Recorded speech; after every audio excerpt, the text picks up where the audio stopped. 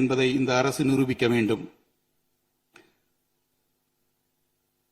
தமிழகத்தின் காவிரி உரிமை சும்மா கிடைத்து விடவில்லை.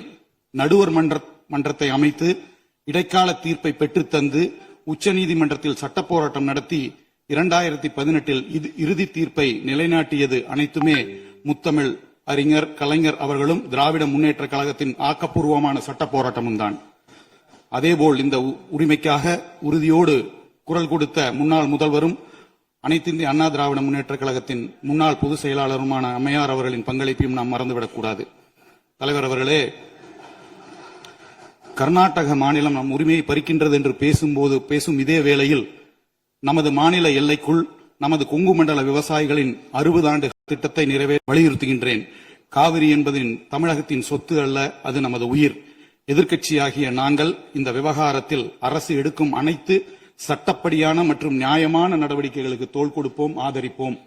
அதேபோல் பேச்சுவார்த்தை என்று வந்தால் கண்டிப்பாக மறுபரிசீலனை செய்வோம் என்பதை கூறி திட்டவட்டமாக எங்களுடைய ஆதரவினை தெரிவித்து அமர்கிறேன். நன்றி, வணக்கம்.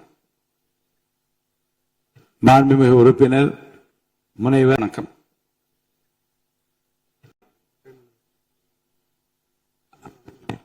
அவை முன்னவர். மாண்புமிகு பேரவைத் தலைவர் அவர்களே, மாண்பு உறுப்பினர்கள் பேசுகிற போது மெத்தன போக்குவரத்து செயல்படக்கூடாது என்று குறிப்பிட்டிருக்கிறார். இது அவைக்குறிப்பிலே நீக்கப்பட வேண்டும் என்பதை தெரிவித்து பேரவைத் தலைவர் அவர்களே, மாண்பு உறுப்பினர்கள் பேசுகிற போது மெத்தன போக்குவரத்து செயல்படக்கூடாது என்று குறிப்பிட்டிருக்கிறார். மாண்பு உறுப்பினர்கள் பேசுகிற போது மெத்தன போக்குவரத்து செயல்படக்கூடாது என்று குறிப்பிட்டிருக்கிறார்.